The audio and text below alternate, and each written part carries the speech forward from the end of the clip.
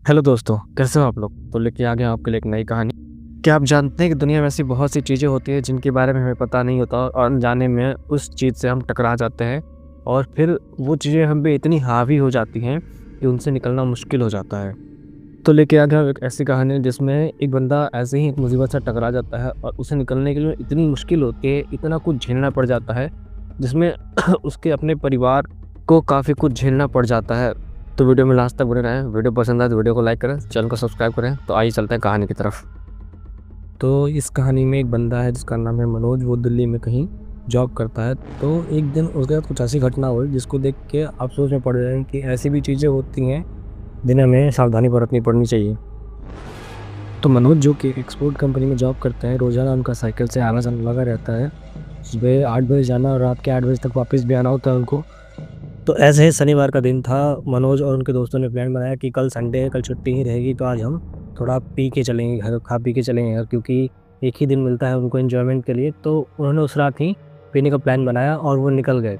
तो जब वो पी खा के वापस लौट तो सारे दोस्त अपने अपने घर की तरफ चले गए, मनोज अपने घर की तरफ चले गए। तो मनोज के घर के रास्ते में एक ऐसा चौराहा पड़ता है जो काफ़ी थोड़ा बड़ा है, काफ़ी चौड़ा चौराहा है। तो उसी चौराहे से मनोज अपने घर की तरफ वापस लौट रहे थे। मनोज अपने घर आए, थोड़ा बहुत खाया पिया, खा पी के वो सो गए। सोने के बाद अगले दिन संडे था, तो उनकी थोड़ी तबीयत इधर-उधर की लगी। मतलब ऐसा लग रहा था कि शरीर भारी हो रहा है, मन बड़ा अजीब-सा हो रहा था। तो उन्होंने अपनी घर में अपने वाइफ़ को बताया कि ऐसी-ऐसी बात है। तो उनकी वाइफ़ ने बोला कि हो सकता है संडे है और आपने कल पिया भी था, तो उसकी वजह से भारीपन रह रहा होगा। तो उन्होंने ज़्यादा बात पे ध्यान नहीं दिया और बात को इग्नोर कर दिया। तो जब शाम हुई, तो मनोज की तबीयत कुछ ज़्यादा ही ख़राब होने लग गई। तो ले दे के फिर उन्होंने डॉक्टर को दिखाया। डॉक्टर को दिखाने के बाद डॉक्टर ने बोला कि ऐसी कोई तो बीमारी है नहीं, कुछ हुआ नहीं है, बस थकान की वजह से ऐसा लग रहा होगा, या फिर आप कल पी के भी आए थे, तो उस वजह से ऐसा लग रहा होगा। तो डॉक्टर ने थोड़ी बहुत दवाइयाँ लिखी और दवाइयाँ लिखने के बाद फिर उनको बोला कि अब जाइए घर पे आराम करिए और हो सकता है तो एक दिन छुट्टी अवॉइड करिए। तो जब उन्होंने बोला, जब वो अपने घर आए, तो घर आने के बाद मनोज के मन में अजीब-अजीब ख़्याल आने लगे। कोई ना कोई उनको दिखता था, ऐसी-ऐसी चीज़ें थी। तो उन्होंने अपने घर पे बताया भी कि मुझे ऐसी-ऐसी चीज़ें फ़ील होता है, ऐसा-ऐसा दिखता है। तो यही बात उनकी वाइफ़ ने अपने पड़ोस में कही। तो उनके पड़ोस में एक औरत थी जो काफ़ी मतलब उम्र से थी, 45-40 की एज होगी उनकी। उन्होंने बोला था कि हो सकता है कि कोई ऊपरी हवा हो, तो एक बार किसी और को भी दिखा लो, तो शायद कुछ अच्छा हो। तो उन्होंने बोला कि ठीक है, मैं देखती हूँ, बात करूँगी, तो बात करके मैं किसी को दिखाऊँगी। तो उन्होंने फिर वो ये बात बोली और बोल के अब वो भी अपने घर आ गए। तो मनोज की वाइफ़ घर आई, लेकिन उन्होंने मनोज से कुछ कहा नहीं। लेकिन मनोज का बिहेवियर कुछ दिन में ऐसे बदलने लग गया, जैसे कि जो बंदा मंगलवार को पूजा-पाठ किया करता था, मंगलवार को दारू नशे-वशे में हाथ-वाथ नहीं लगाता था, चिकन-विकन से दूर रहता था, वो बंदा मंगलवार को चिकन लेके घर पहुँच गया और खुद घर पे बैठ के सबके सामने ही वो चिकन और दारू पीने लग गया। तो इन चीज़ों को देखने के बाद उसकी वाइफ़ बहुत डर गई। उन्हें अपनी जो उनका जो शक था उसको यकीन में बदलता दिखा। उनको लगा कि सच में कोई ऊपरी चक्कर तो नहीं है। वो काफ़ी डरी हुई थी इन बातों को लेके कि कहीं कुछ ऐसा हुआ तो हम इन्हें इनसे बाहर कैसे निकालेंगे। तो इन चीज़ों को देखने के बाद उनकी वाइफ़ ने सोचा कि जाके किसी पंडित से बात करनी पड़ेगी।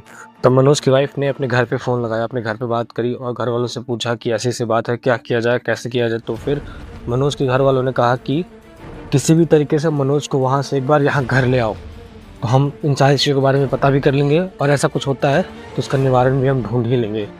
अब मनोज के वाइफ़ के सामने सबसे बड़ी चुनौती ये थी कि मनोज को घर कैसे ले जाया जाए, क्योंकि वो एक तरह से बिहार के रहने वाले थे, तो ट्रेन का लंबा सफ़र होता और लंबे सफ़र में मनोज को कंट्रोल करना थोड़ा-सा मुश्किल होता।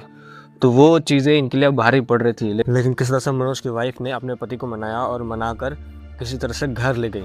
घर पहुँचने के बाद उनके परिवार वालों ने एक पास के गाँव में ही बैठे पंडित से बात करी। तो पंडित ने बोला कि मनोज की कोई ऐसी चीज़ ले आना जो उसके तन से लगी हुई हो। तो उनकी वाइफ़ ने मनोज की एक पहनी हुई गंजी जो बनियान होती है, वो लेकर पंडित के पास गई। तो पंडित ने पता नहीं कुछ अपने हिसाब से मंत्र-वंत्र पढ़ा और मंत्र पढ़ने के बाद उनकी वाइफ़ को सब कुछ साफ-साफ बता दिया कि क्या हुआ था। पंडित ने बताया कि इसके पीछे एक जिन पड़ा हुआ है। जब ये अपने काम से लौट रहे थे, तो इन्होंने शनिवार की शाम को नशे-वशे भी करे थे, चिकन-विकन भी खाया था और इन्होंने चौराहे से पार किया था।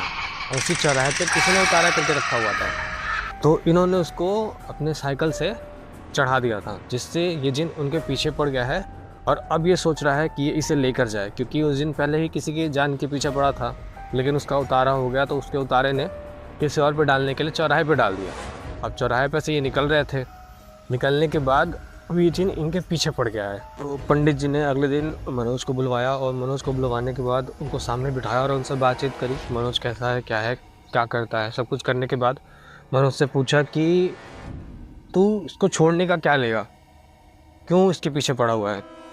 तो फिर पहले तो मनोज ने आनाकानी करी, लेकिन फिर बाद में एक भारी मोटी आवाज़ में जिन ने बोला कि मैं तो इसे लेके जाऊंगा, क्योंकि मैं खुद उतारे, किसी ने मेरे को छोड़ रखा था तो मैं खुद उतारे से निकला हुआ हूँ। उस जिन ने बताया कि मुझे वश में करके किसी रिश्तेदार ने अपनी ही लड़की पर छोड़ा हुआ था, तो उसके उतारे से मैं उस चौराहे पे पहुँचा था।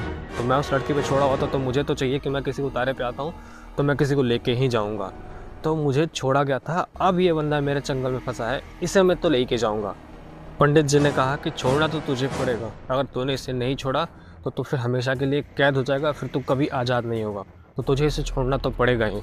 तब उस जिन ने कहा कि मेरी कुछ मांगे हैं, उसे पूरी कर दो, फिर मैं इसे हमेशा के लिए छोड़ के चला जाऊँगा। तो पंडित जी ने पूछा कि तेरी क्या मांग है, तो उसने बताया कि मुझे कम से कम 7 किलो चिकन और कम से कम 50 किलो की बर्फ़ी चाहिए। तो मनोज के जो छोटे भाई थे उन्होंने सारे अरेंजमेंट कर दी और सारा सामान लेके आए। लेके आने के बाद मनोज के सामने सारी चीज़ें रखी गई। उस बंदे ने लिटरली, मैंने जो देखा वो देख के पूरा शॉक्ड हो गया। वो बंदा जो ज़्यादा हैवी शरीर से नहीं था, पतला ही था, ज़्यादा मोटा भी नहीं था, वो बंदा 7 किलो चिकन और 50 किलो बर्फ़ी वो ऐसे खा गया जैसे लगता है कि उसने 2 रोटियां खाई हो बस। उसने इस तरीके से सारा सामान ख़त्म कर दिया। ख़त्म करने के बाद पंडित जी ने एक ताबीज़ बनाई, ताबीज़ बना के मनोज को पहनाया और उसे बोला कि ये ताबीज़ तुझे हमेशा पहननी है। पहनने के बाद जो जैन था वो तो खैर चला गया। उसके बाद मनोज कई दिन तक बीमार पड़े रहे और अस्पताल में भर्ती रहे, क्योंकि उन्होंने इतना हैवी फूड खाया था जो उनके शरीर को लगा तो नहीं, लेकिन उन्हें तकलीफ़ बहुत हुई। वो बहुत चीज़ें से वैसे झेलते रहे, तो उन्हें 4-5 दिन तक भर्ती रखा गया, अस्पताल में भर्ती रहे। वो छठे सातवें दिन वो वापस घर लौटे। घर लौटने के बाद सबके सामने उन्होंने ऐसी-ऐसी बातें कही जैसे लगता है कि उन्हें कुछ हुआ ही नहीं था। तो ये कहानी थी मनोज की, और इस कहानी से हमें सीख ये भी मिलती है कि ज़्यादा चौराहे पे से नहीं गुजरना चाहिए। मीठा खा के तो बिल्कुल नहीं गुजरना चाहिए। कहीं न कहीं किसी न किसी ने अपना उतारा चौराहे पे डाल रखा होता है, तो हो सकता है कि वो कहीं हमारे ऊपर ना जाए, हमारी अनजानी गलतियाँ हम पे ही हावी ना हो जाएँ। तो इन चीज़ों से बचिए, इन चीज़ों से दूर रहा करिए। और आखिर में आपसे एक ही रिक्वेस्ट होती है कि हमारी वीडियो पसंद आए, वीडियो को लाइक करें, चैनल को सब्सक्राइब करें, और मिलते हैं नेक्स्ट वीडियो में। तब तक के लिए बाय बाय।